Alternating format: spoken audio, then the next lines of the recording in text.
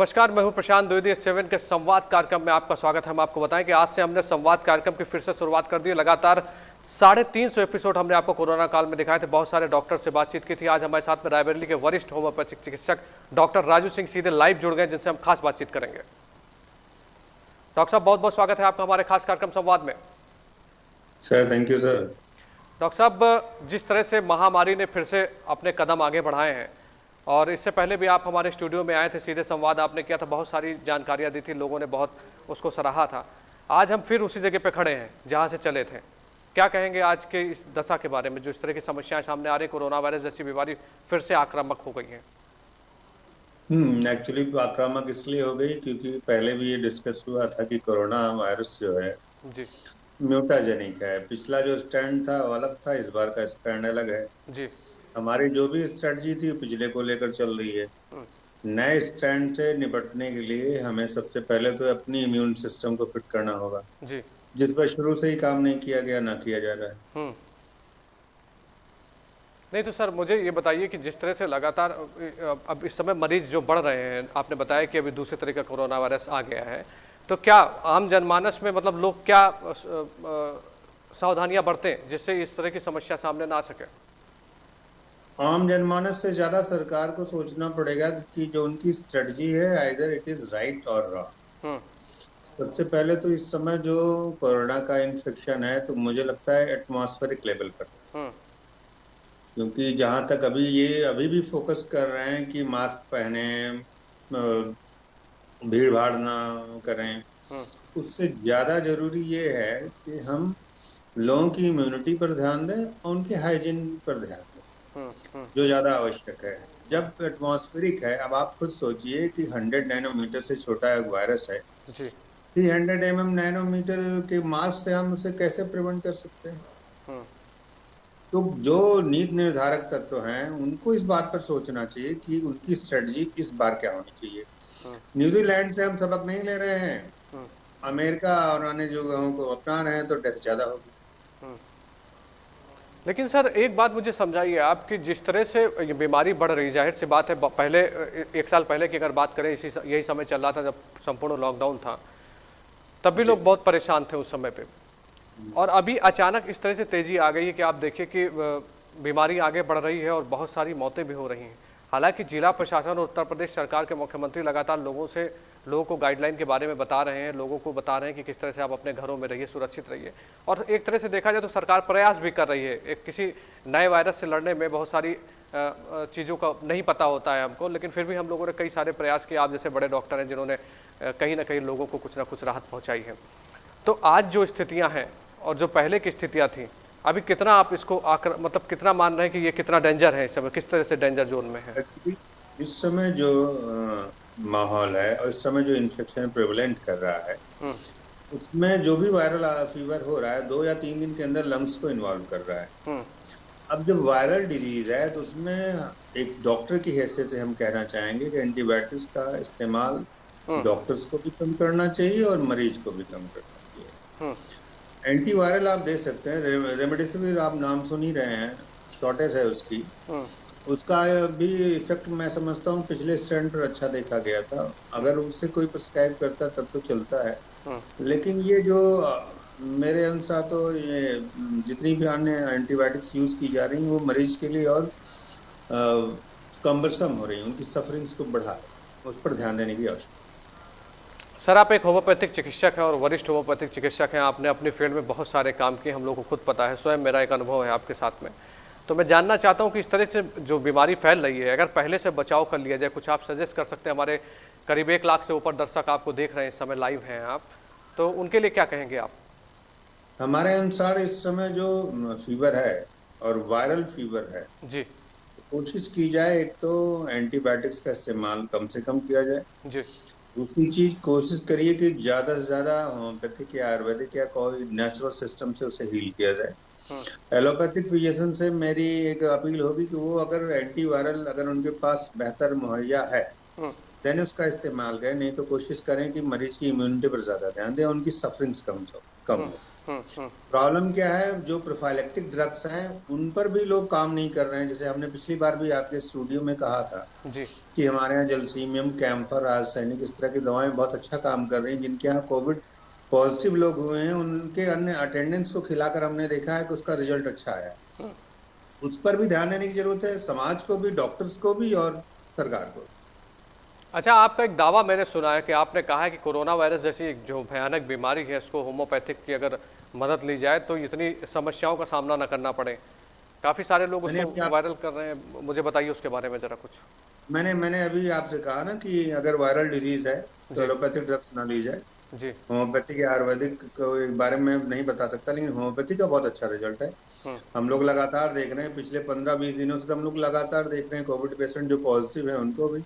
हम्म और दूसरा, herd immunity पर वर्क किया जाए। हर्ड इम्यूनिटी का मतलब ये है कि हम जैसे सोच रहे हैं कि हम लॉकडाउन करके ठीक कर दें। हम्म उनका ऑब्जेक्शन मेरा आपके चैनल के माध्यम से ये है कि हर्ड इम्यूनिटी पर काम करने का मतलब है कि मरीज अगर है हम्म तो मरीज को बहुत एक्सपोज तो मत करिए, हम्म लेकिन उसके थ्रू अन्य लोगों को इम्यून हम कर सकते हम्म हैं। जैसा न्यूजीलैंड में किया गया, वहां पर आप देखिए, एक मरीज को पार्क में बिठाया गया, थोड़ी सी डिस्टेंस पर अन्य लोगों को उसके आसपास रखा गया जिससे वो उसकी इम्यूनिटी, उसके इन्फेक्शन से अपने आप को इम्यून कर सके, और वो बड़ा सफल रहा।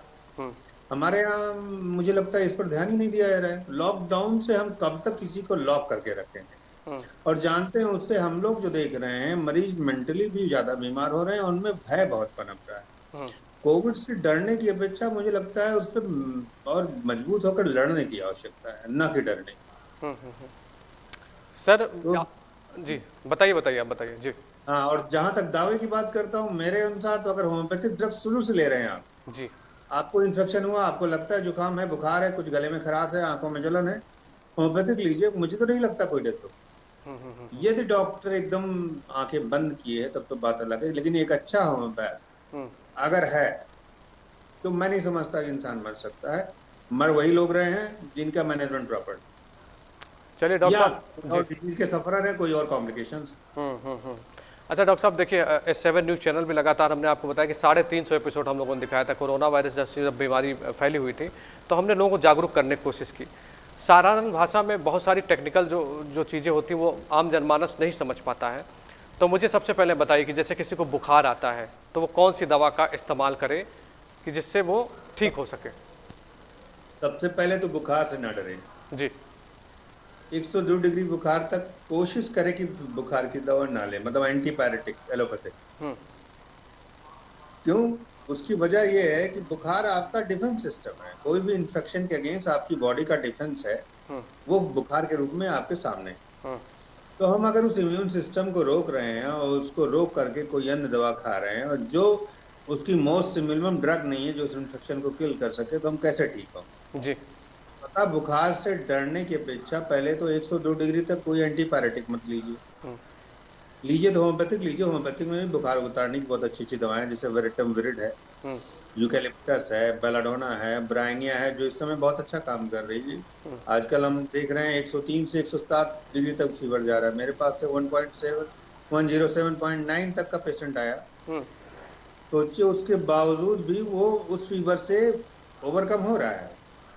तो मेरा ये कहना है कि फीवर से ज्यादा जरूरी है, फीवर के डर से ज्यादा जरूरी उसका सही से मैनेजमेंट किया जाए। पट्टी करके आप उसे नीचे ला सकते हैं। एंटीबायोटिक कोशिश करें 102 के नीचे ना लें।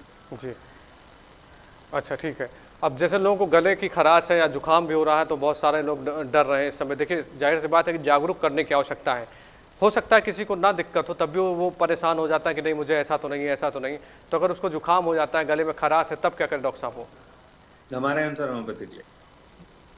क्या क्या ले सकता है होम्योपैथिक में डॉक्टर साहब? कुछ दवा का नाम वगैरह कुछ बता सकते हैं आप कुछ?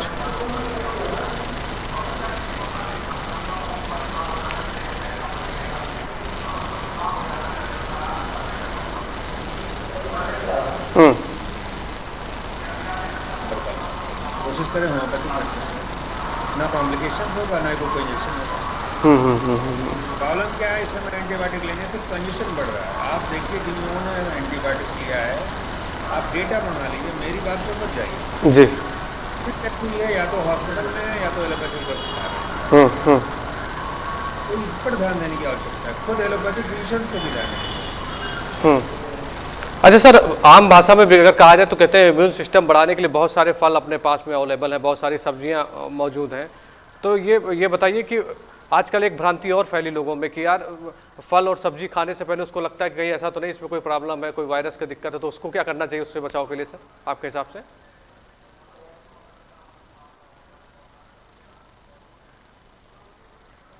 हाँ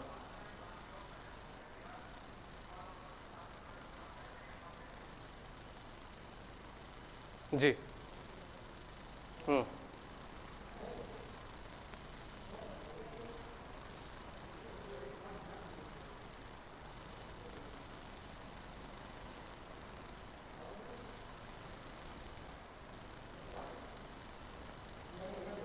हम्म।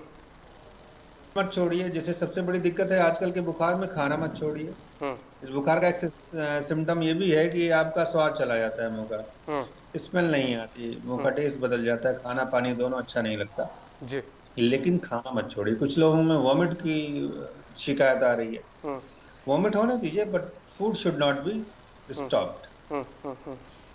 मतलब खाने पीने पे उसको विशेष ध्यान रखना चाहिए इस समय के बुखार में हाँ अगर। बिल्कुल, जब मजबूत रहेंगे तभी तो लड़ पाएंगे। ठीक बात है, ठीक बात है। तो सर सबसे पहली बात तो आपका बहुत बहुत धन्यवाद कि आप हमारे साथ में सीधे लाइव जुड़े और आपने इतनी सारी जानकारी दी। और मैं भी आपसे अपील करता हूं कि डॉक्टर राजू सिंह ने जो आपसे बातें कही उसको आप समझिए।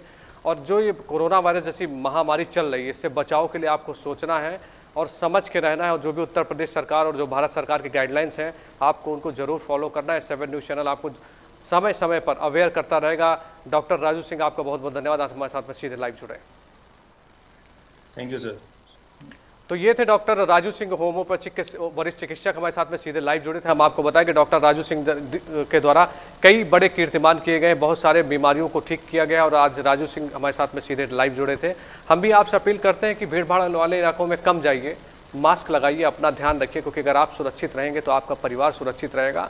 और लगातार जिस तरह से रायबरेली का प्रशासन, उत्तर प्रदेश की प्रशासन जिस तरह से लगा हुआ है आपको बचाने के लिए जो प्रयास कर रहा है, आप उसमें उनका साथ दीजिए, उनके कदम से कदम मिला के उनके साथ में चलिए और अपना ध्यान रखिए। और आगे भी आपसे होगी मुलाकात। नमस्कार।